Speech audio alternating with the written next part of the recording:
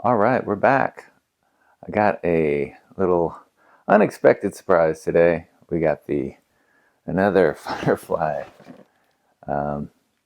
Just when I thought I was out, as many of you might know, they pulled me back in, and really it was one thing. The last one I did on the Pegasus, I said the routing reminded me of what I'd seen about a Les Paul Supreme. I like the Pegasus. It does that thing. I do a lot of videos about infinite sustain and things like that, using a hollow body, using the chamber and some overdrive to get that kind of thing. So they did it. They came back with a Les Paul Supreme, which is kind of hit me in a lot of weak spots in terms of the things I like in a guitar and the things I'm looking for in terms of resonance, chambering. I have my other Telly is a like stealth hollow body, so this is kind of the same thing. I'm hoping the body is a little bit bigger than a normal Les Paul. So anyway, here we are. I want to check it out. I've been really impressed. The other thing I want to mention is the Pegasus setup out of the box was really, really good. I have one of the old Glod relics, gold top. And I've done more work on that to get the playability where I want it. But I got one of the baritone Buckethead Les Pauls, and that was really impressive in terms of the setup on that. So I don't know if there's a real difference between the elite models and the classic models, but it's word on all the Facebook groups and stuff like that is that the quality control has really stepped up, and out of the box people are getting a lot of really nice playable guitars. So if this meets that, that's one of my main curiosities here too. So that's why I wanted to do an unboxing on it, give you all an option to see it as the magic happens. I like the way Firefly packages their stuff. It's economical. It seems well protected, but it was kind of strange. I got some, I don't know if you can see that. I got some boot marks all over the top of this, so it wasn't quite as bad as the last unboxing I did with the Fame, where there's a big hole punched in the side. But I'll go ahead and start cutting tape here. See how we do. That side is all staples. I think these are easiest to just do one end, and then they slide out pretty easily. So yeah, I am.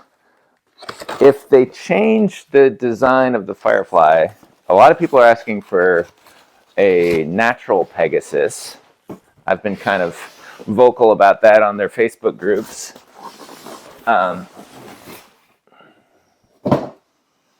especially if that was upside down, if they actually did a internally braced arch top, like they did like a Gretsch hollow body and all this stuff. So I was kind of like, well, I'm not going to get another Firefly unless they really go all out and get like a nice properly braced Languedoc style guitar. But this one did kind of hit me. I really have been comfortable with the Les Paul scale length and the sound.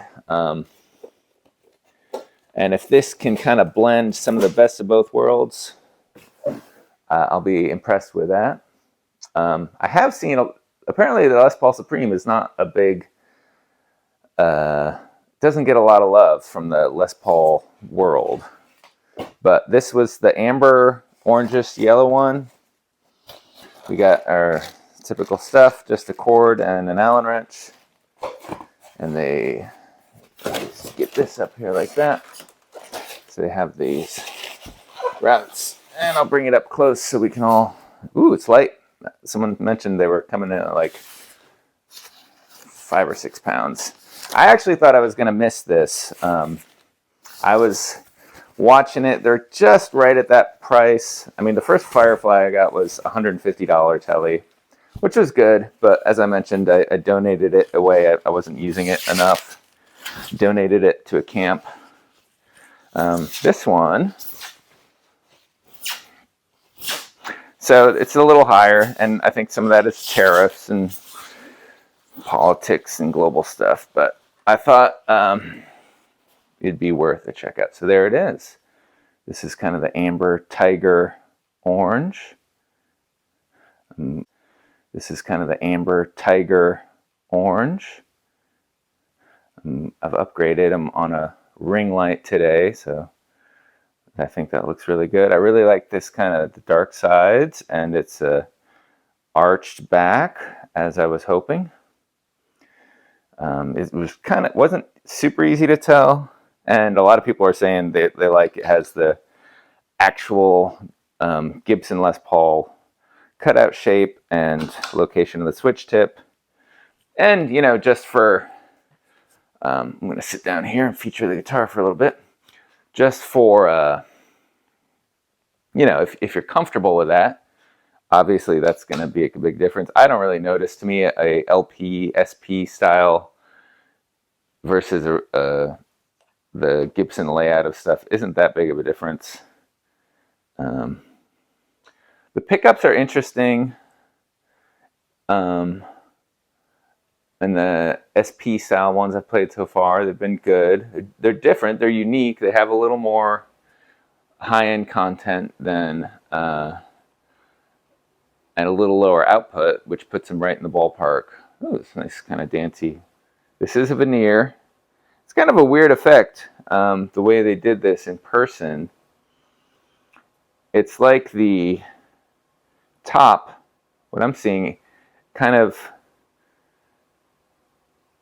meets the binding. You got a nice, is it a 5 or a 7? There's 4 black stripes, so I guess that would make 5 white stripes. Maybe it's 4 of each, the way they did it, because the black is closest. You figure out what you want to call that, but it's the same on both sides, or is it less on the, oh, it's 3 on the back.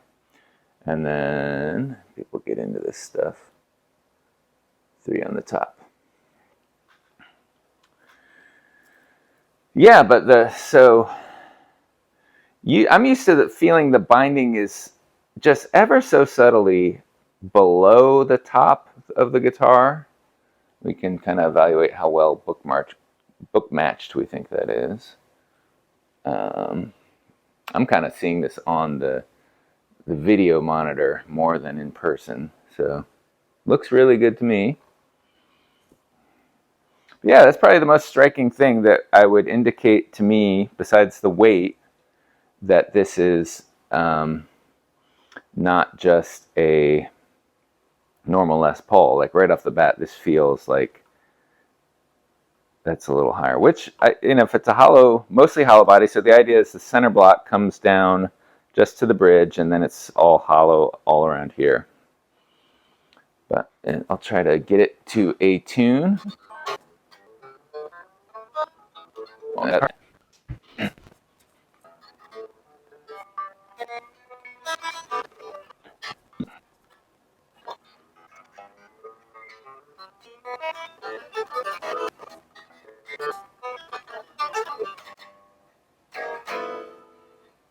There it is. Wow, so far, color me impressed. It has a lot more acoustic presence than I had expected. I've never played, so these are modeled more after the old Supremes, because the new Supremes have the heel cutaway, like a more modern Gibson, and different weight relief. So the acoustic presence in the room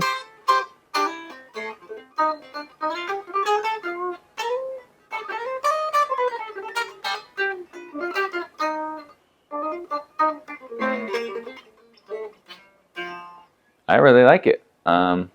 Plays great out of the box. I would say it does have an elite feel, kind of like my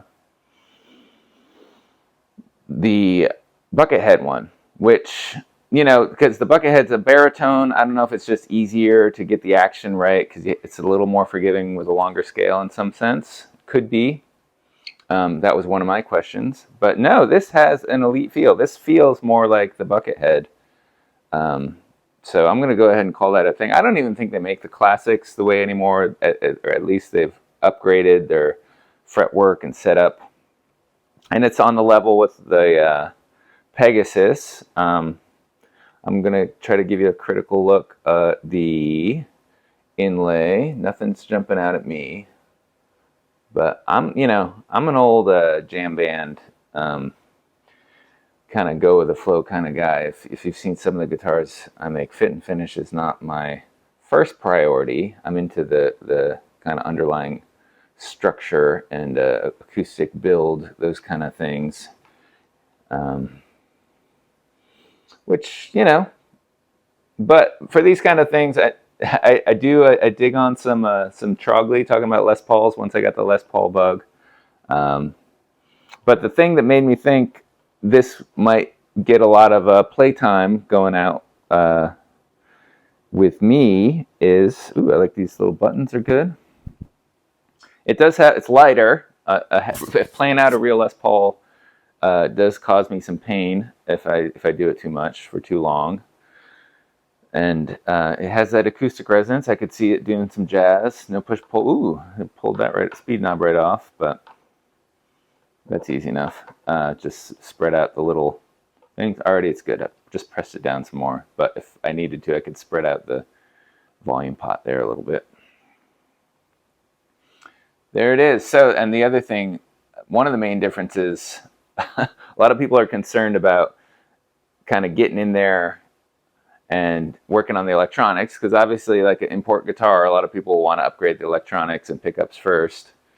So the actual Supremes have this huge jack plate where they can easily access this stuff. This just has, kind of like a, that's probably from a 335 or that kind of, or a more hollow body style guitar.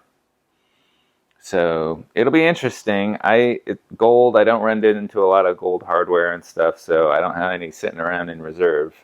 So I'm not gonna upgrade these right out of the box. But I'll probably do another video pretty soon here where I run it into some amps, compare it to maybe some of the other kind of budget Les Paul style guitars I have, at least from my recollection.